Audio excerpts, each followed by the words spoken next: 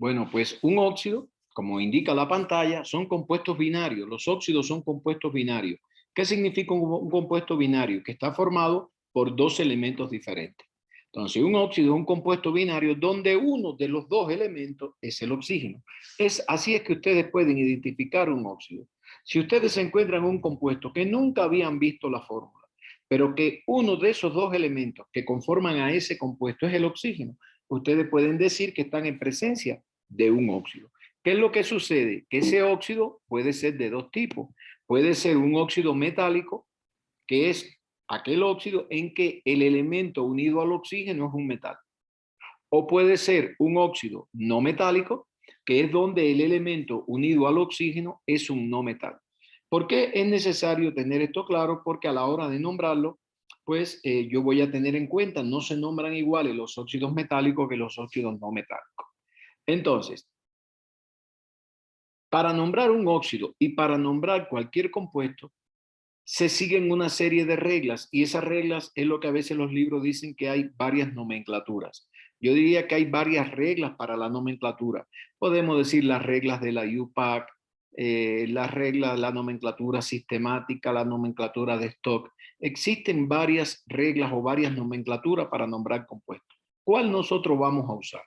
Nosotros no le vamos a dar preferencia a ningún tipo de nomenclatura, sino nosotros vamos, perdón, a utilizar aquella nomenclatura que sea la que más se usa para ese tipo de compuestos.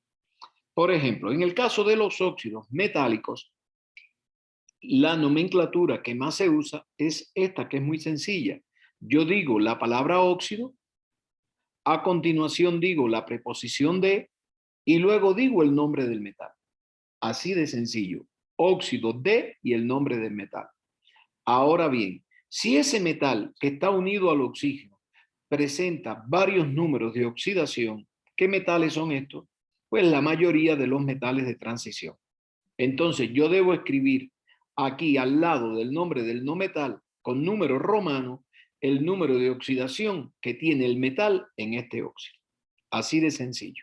Por ejemplo, de óxidos metálicos, pues es el CaO, que se lo estoy deletreando para luego ver cómo aplicamos la nomenclatura, el NiO y el K2O. Estos son tres ejemplos de óxidos metálicos.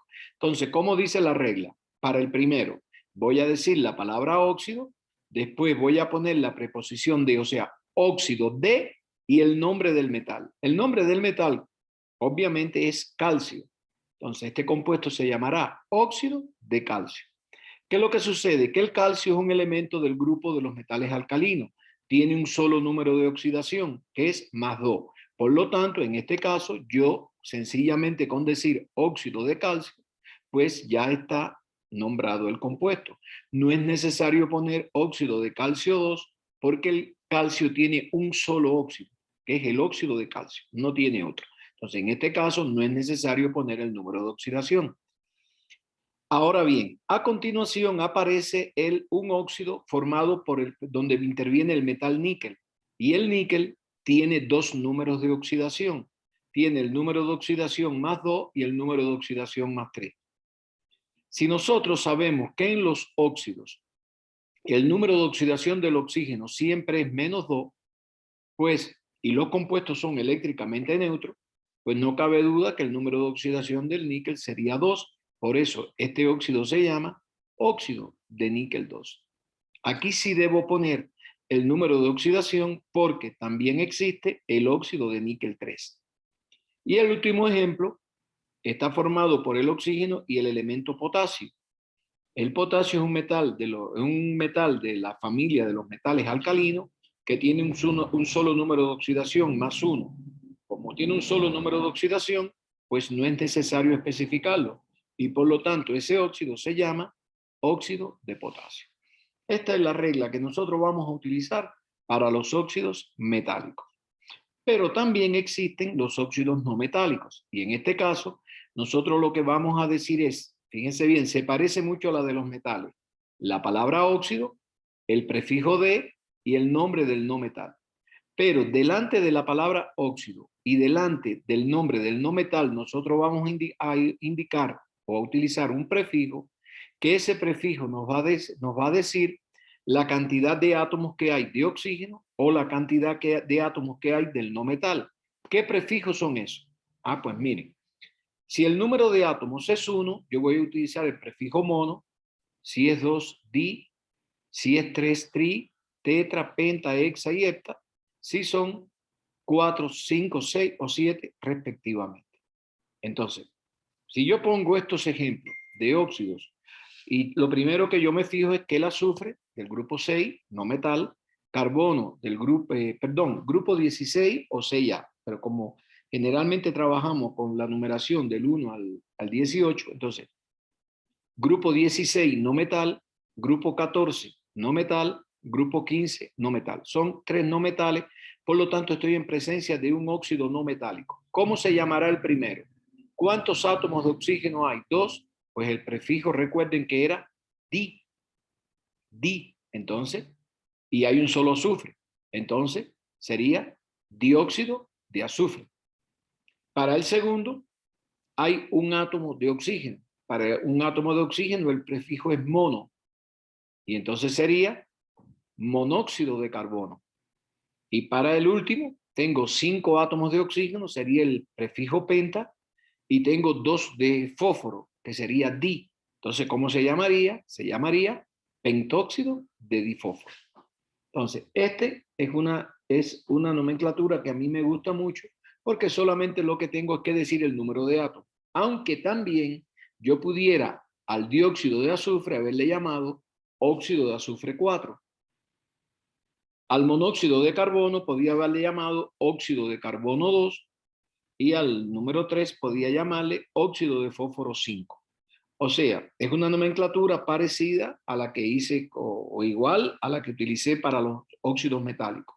Que decir la palabra óxido, el nombre del no metal, y aquí siempre sí voy a tener que decir los números de oxidación, porque estos no metales se caracterizan por tener varios números de oxidación y por lo tanto varios óxidos. Entonces pueden usar la nomenclatura que más a ustedes les guste.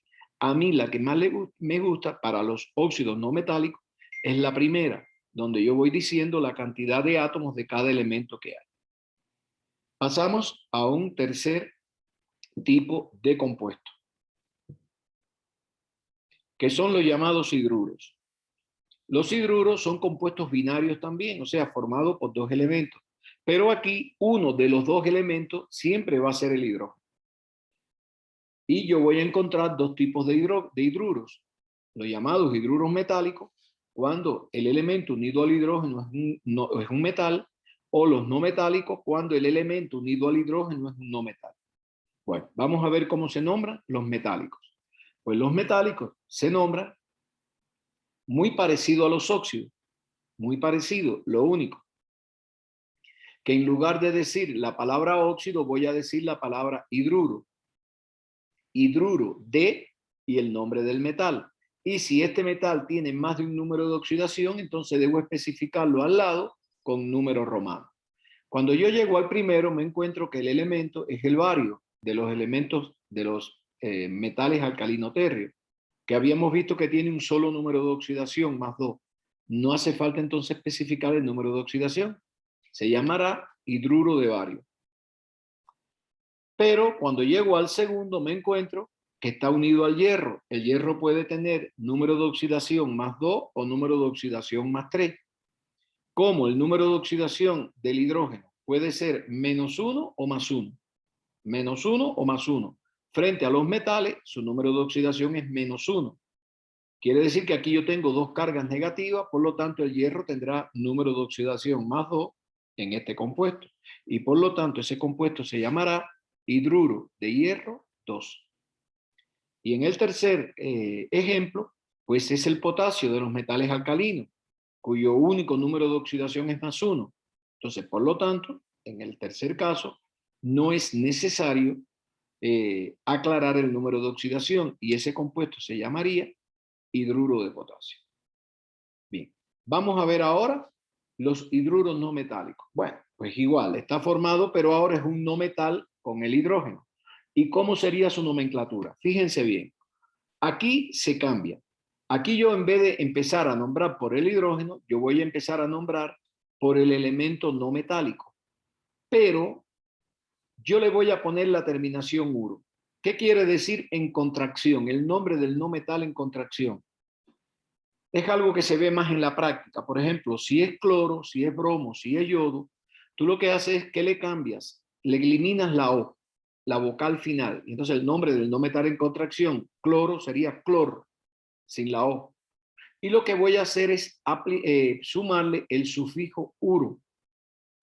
Quiere decir que si el elemento fuera cloro, el que está unido al hidrógeno, pues se llamaría cloruro. Le quito la O a la palabra cloro y lo cambio por uro.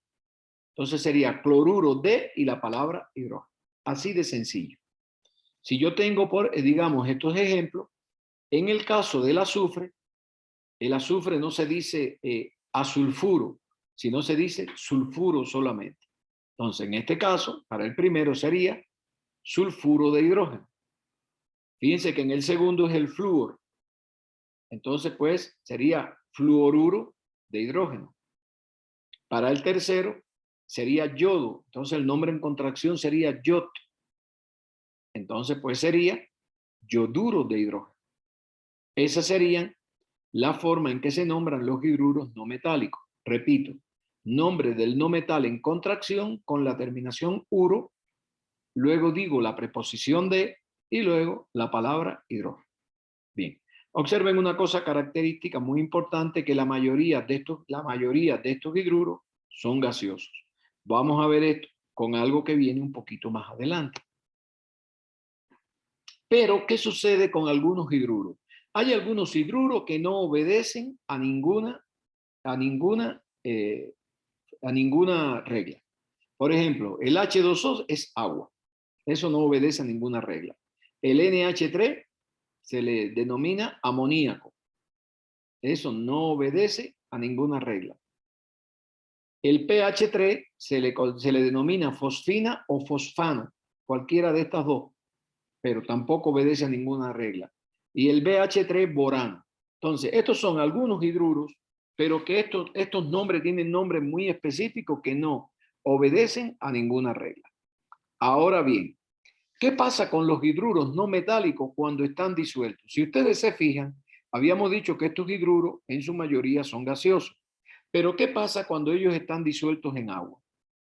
Cuando ellos están disueltos en agua, lo que sucede es que ellos generalmente, porque hay casos como el amoníaco que no ocurre eso, pero ellos generalmente tienen propiedades ácidas y entonces se nombran como si fueran ácidos. Y a esos ácidos que tú obtienes se le llaman hidrácidos. ¿Por qué? Porque manifiestan estas propiedades solo cuando están disueltos en agua. O sea, hidrácido como ácidos disueltos en agua. Más o menos así pudiera traducirse la palabra. Entonces, miren para que vean que son ejemplos muy parecidos a los que habíamos visto. ¿Ven?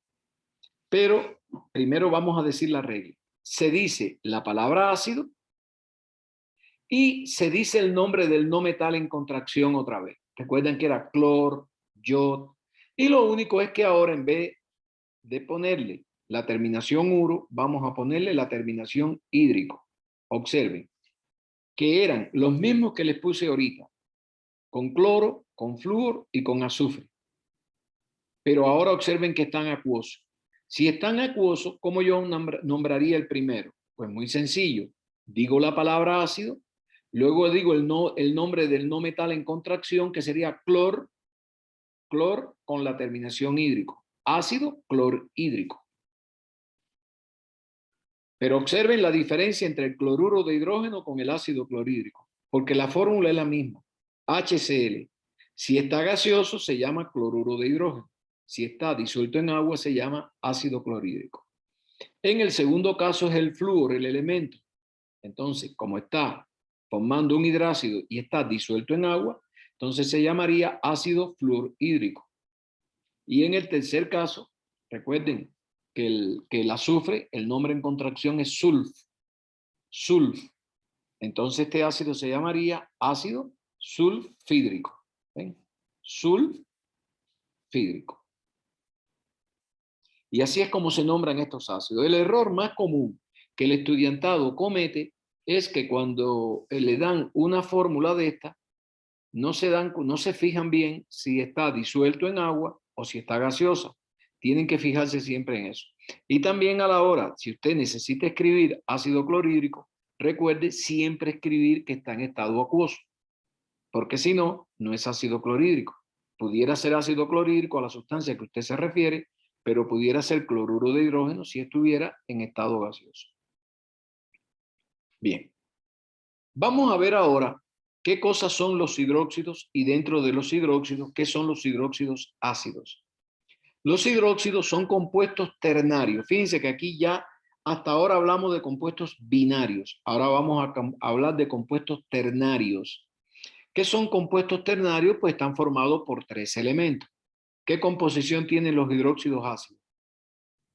Que un elemento es un no metal, el otro es el oxígeno y el otro es el hidrógeno.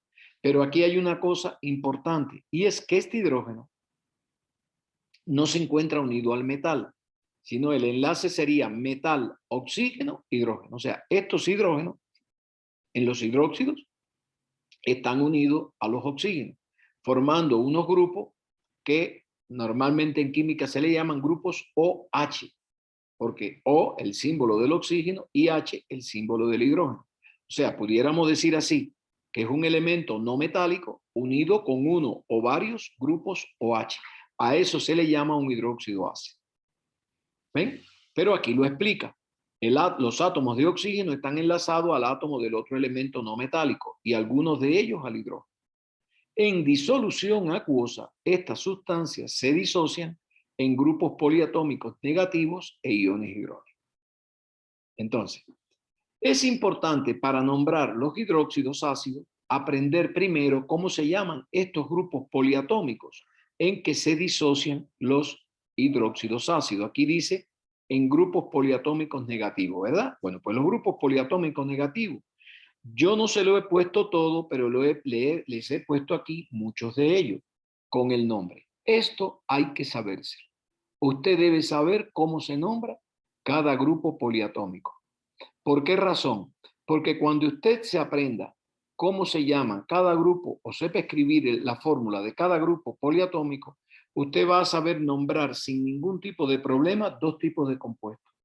Los hidróxidos ácidos, que algunos libros le llaman oxácidos o ácidos oxigenados, y van a poder también, ¿sabes?, poder nombrar aquellas sustancias que son sales oxigenada, que la vamos a ver dentro de un ratico. Entonces, es objetivo número 1 que ustedes se aprendan las fórmulas de estos iones poliatómicos negativos. ¿Por qué? Porque miren cómo dice la regla, ¿ve? Se va a decir la palabra ácido, después se va a decir el nombre del grupo poliatómico. Por eso, si no te sabes el nombre del grupo poliatómico, pues no vas a poder comprar el ácido. Ahora, ¿qué pasa? Que estos grupos poliatómicos pueden terminar su nombre en ato o en ito. Mírenlo aquí, ¿ven? Mira, ¿ven? Silicato, borato, zincato, dicromato terminan en ato. Pero algunos, como el nitrito, como el hipoclorito, terminan en ito. Como el fosfito, como el hipoyodito. Algunos terminan en ato y otros terminan en ito. Bueno, pues cuando el ion poliatómico termina en ato, tú le vas a cambiar la terminación ato y la vas a sustituir por ico. Y si tu grupo poliatómico termina en ito su nombre, esa terminación ito tú la vas a cambiar por oso. Vamos a verlo en la práctica. Tengo estos ejemplos, ¿ven? Observen, en el primero es el hidrógeno unido a este grupo poliatómico. Aquí yo, por ser el primero, no estoy aspirando a que ya ustedes se sepan los nombres, ven. Este grupo poliatómico se llama hipoclorito. Entonces, ¿cómo se llamaría este ácido? Pues digo la palabra ácido y después el nombre del grupo. Ácido hipoclorito. Pero como el grupo poliatómico termina en ito, pues ito cambia por oso. Entonces, si ustedes a la palabra hipoclorito le cambian la terminación ito por oso, pues entonces me da el nombre de ácido hipocloroso. Vamos a ver el segundo. En el segundo yo tengo el grupo PO 4 con 3 cargas negativas. Ese grupo se llama fosfato. Como el grupo poliatómico termina en ato, ato cambia por ico. Y la palabra ácido delante. Entonces se llamaría ácido fosfórico. En el tercero, el SO3, ese ion se llama sulfito. Pues si se llama sulfito, se dice la palabra ácido y luego la terminación ito cambia por oso. Entonces ese ácido se llama ácido sulfuroso. Y por último, tenemos el ion NO3 negativo formando un ácido. Entonces ese ion se llama nitrato. Entonces este ácido se llamaría ácido y si nosotros al nombre nitrato, la terminación ato la cambiamos por ico, el ácido se llamaría ácido nítrico. Esa es la regla y por eso de ahí la importancia que tiene que ustedes se aprendan los nombres de todos estos grupos poliatómicos que hemos dicho aquí, porque si no, no van a poder saber nombrar los ácidos oxigenados. Continuamos con los hidróxidos metálicos. ¿Qué son los hidróxidos metálicos? Pues tienen una composición muy parecida a los no metálicos. Lo único es que en vez de ser un no metal, el oxígeno y el hidrógeno es un metal, oxígeno, hidrógeno, o sea, un metal unido a uno o varios grupos OH. La diferencia que tienen los hidróxidos metálicos estos con los hidróxidos no metálicos es que en la mayoría de los casos, cuando ellos se disocian en los iones OH más los iones metálicos positivos. Entonces, en este caso, cuando yo lo que tengo son hidróxidos metálicos, entonces se nombra así. Se dice la palabra hidróxido, la preposición de y el nombre del metal. Y si el metal tiene más de un número de oxidación, hay que indicar el nombre del metal, el número de oxidación del metal. Fíjense que si ustedes comparan la nomenclatura de los hidróxidos metálicos con los óxidos metálicos es idéntica, excepto que en vez de decir la palabra óxido, ahora vas a decir la palabra hidróxido. Miren varios ejemplos. Aquí le puse 4 ejemplos. ¿Ven? Digo la palabra hidróxido. Después digo la preposición de y después aquí para el número 1 de potasio, hidróxido de potasio. Observen que como el potasio es un metal alcalino, tiene un solo número de oxidación más 1, no hay que decir hidróxido de potasio 1. No pasa así con el de hierro, porque esto sería hidróxido de hierro, pero como el hierro tiene carga, puede tener número de oxidación más 2 o más 3, yo tengo que averiguar cuánto es aquí. Es muy sencillo. Si tiene 3 grupos OH y cada grupo OH tiene una carga negativa, significa que en el hidróxido de hierro 3 hay 3 cargas negativas. Para que sea eléctricamente neutro, entonces el hierro tiene que tener 3 cargas positivas. De ahí que ese hidróxido se llame hidróxido de hierro 3. En el tercer caso, lo que tengo es el bario unido formando el hidróxido. El bario es un metal alcalino térreo, tiene un solo número de oxidación, por lo tanto, solamente hidróxido de bario. Pero en el último caso, el cobre es un metal de transición que puede tener carga más 1 o más 2. Número de oxidación más 1 o más 2. Obviamente, como está unido a 2 OH, pues tendrá número de oxidación más 2. Entonces, ese compuesto se llamaría hidróxido de cobre 2. Así es como se diferencian los hidróxidos metálicos. Hay que tener cuidado, es algo que yo insisto. ¿Por qué yo le llamo hidróxido metálico, hidróxido no metálico? Porque algunas nomenclaturas dicen nomenclatura de las bases. Es que son dos cosas diferentes. Ser base es una propiedad química, pero ser hidróxido es una propiedad estructural. O sea, un hidróxido, incluso hay hidróxidos como el de aluminio, que en ocasiones puede tener propiedades básicas y en ocasiones manifestar sus propiedades básicas y en ocasiones manifestar propiedades ácidas. Entonces, es un error confundir base con hidróxido. Es cierto que muchos hidróxidos son básicos, pero es también cierto que muchos hidróxidos son ácidos. Entonces, lo más correcto es hablar de hidróxidos metálicos e hidróxidos no metálicos, porque ser básico y ser ácido es una propiedad química. Y ser un hidróxido metálico o no metálico es una propiedad de la estructura que tenga. Son dos cosas diferentes.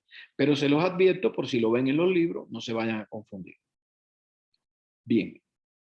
Vamos a ver ahora el último tipo de compuesto, que son las llamadas sales. Pero nosotros vamos a encontrar dos tipos de sales.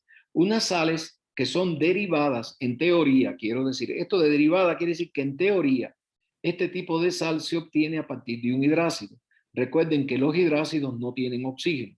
Por eso a este tipo de sales muchas veces se le llaman también sales no oxigenadas. Fíjense que son compuestos binarios formados simplemente por un metal y un no metal.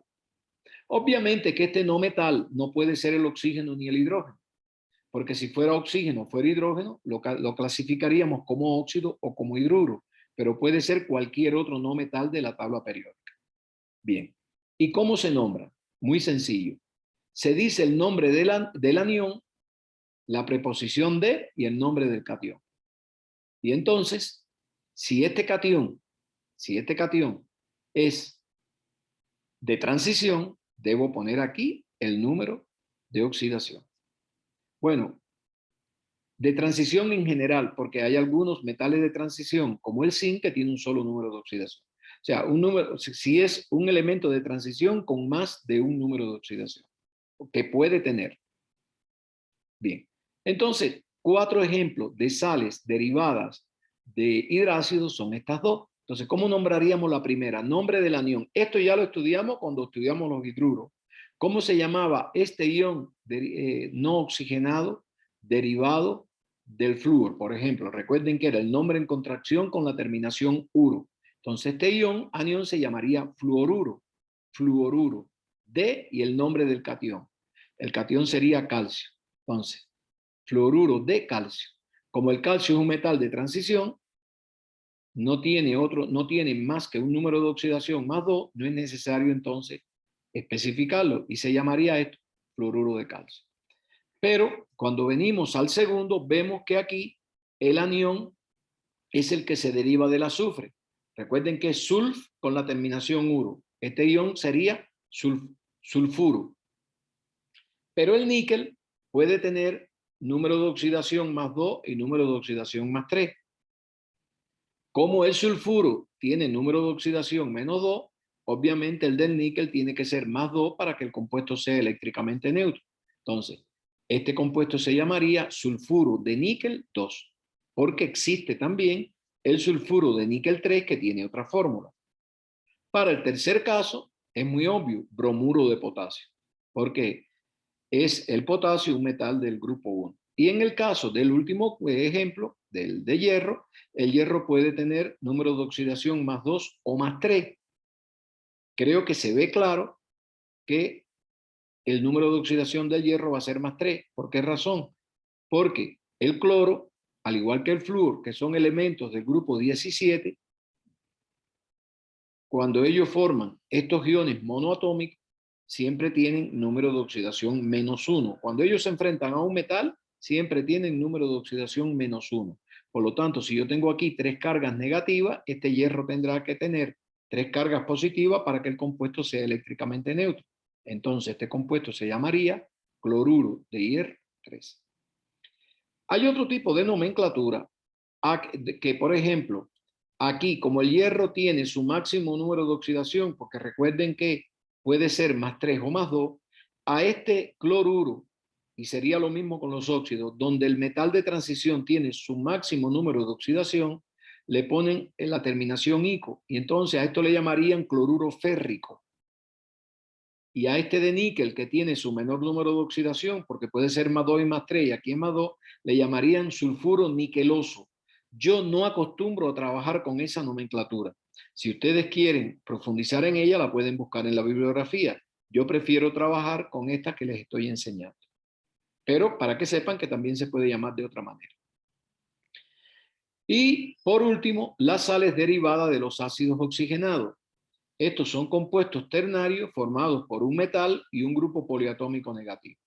Y si ya ustedes se supone que se van a estudiar y se aprenden los nombres de los grupos poliatómicos negativos, entonces es muy fácil nombrar este tipo de sales. Van a ver. ¿Por qué? Porque es el nombre del anión.